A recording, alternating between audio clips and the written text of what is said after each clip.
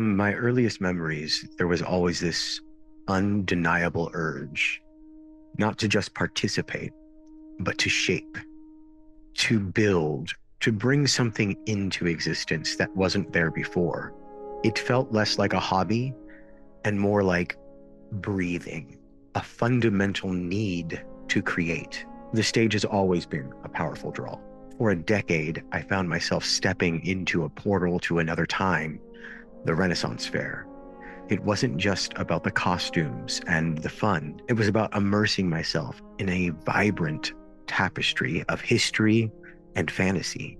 I discovered the magic of weaving narratives within that unique world, bringing centuries past to life under the California sun. Along the way, there have been incredible collaborators. Is Colton Dennis. I'm the executive director of the Merced County Arts Council and the Multicultural Arts Center. Well, I like that he is so creative, nonstop. He's got all these things just going all the time, and he's so all-inclusive. He's got the LGBTQIA plus community, he's got the BIPOC community, and he tries to create stories that includes all those people. And he is open to what's happening not only in Los Banos, but all of Merced County and beyond. Really just love creating art. That desire to foster that creative spark in others led me to build more than just individual productions. In Hollister with Fifth Wall Theater Project, and later in Los Banos with Workshop 44, the goal was to create spaces where stories could be told. Because as a black woman and the soul of every gay man.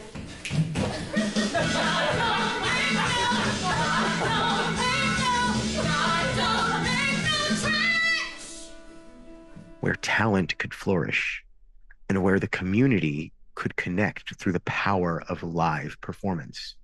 And we even dreamed of Los Broadway right there in the Central Valley. And the journey has been enriched by the voices and insights of so many talented individuals.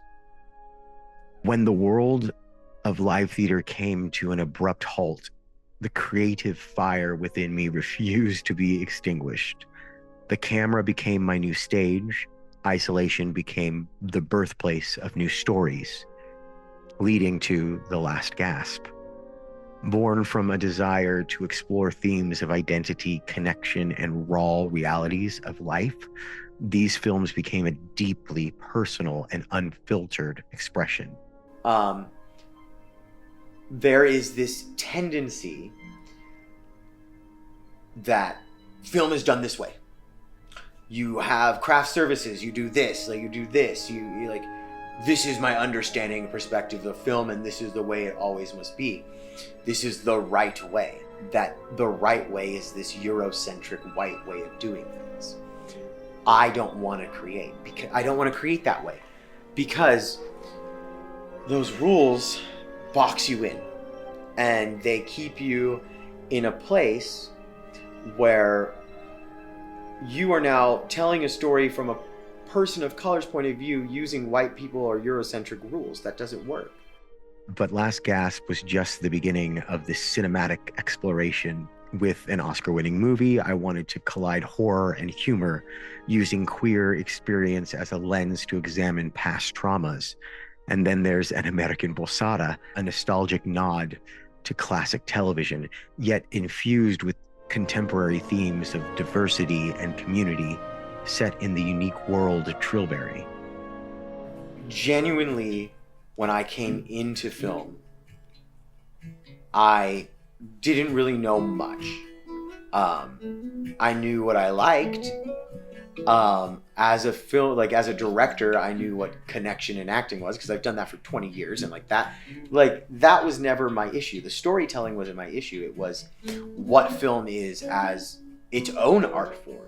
I have found Robert to be incredibly supportive of independent filmmakers. I had the pleasure of having a music video that I directed win an award at one of the festivals he was the festival director at, and that's where I met him. And now I've been working with him as an actress on his Paranormal Salad. It's been a great time. I'm glad we get to continue this partnership. I'm so glad that I met him.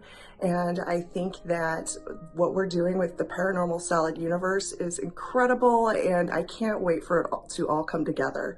I'm really appreciative of what he's done and can't wait to see what he continues to do. I was born in Hayward, California, and I lived in Hayward till about 5 or 6. And then we moved to Castro Valley, California, and that is kind of, well, I mean, not kind of, that is where I grew up and formulated into an adult. Where I grew up, arts was a big part of the school. So, like, I had the privilege of getting a little bit of white privilege in growing up, and I've been able to acknowledge that, because, like, I went to one of the Golden State Star schools when I was in elementary school, Proctor Elementary. Proctor Elementary, how American. And like, so I went there. Before I went there, I went to Catholic school. So even when I was living in Hayward, my parents were very invested in making sure that I had a really good education. Their passion and dedication, it elevates every project. The journey of creation is never truly finished. There are always more stories yearning to be told, new boundaries to be pushed. My YouTube channel is a space to explore those stories, to connect with those who believe in the power of narrative, and to continue an adventure together with a community of filmmakers and dreamers. And then there's the Yaddox Files, based on my novel, The Insomancer. This immersive sci-fi dystopian audio drama transports listeners to a war-torn future filled with danger, secrets, and the fight for survival. This queer-led high-stakes saga has quickly resonated with audiences, becoming an international charting franchise, proving that compelling storytelling knows no bounds. The inherent need to create, to explore beyond the conventional, has led to the birth of an interconnected universe. Paranormal Salad, a multi-platform horror franchise that delves into the terrifyingly real, blending chilling investigations with dramatic storytelling across podcast, films, and series, and books.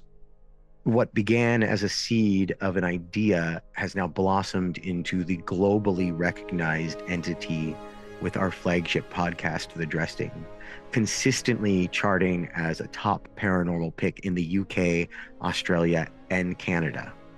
So whether it's through the lens of a camera, the words on a page, or the voice in a podcast, the call to create remains. So join me and all us creatives here at Robert Jerome Pagan Creations in creating a new world of breaking boundaries, of amplifying the unrepresented voices, and push the boundaries of storytelling.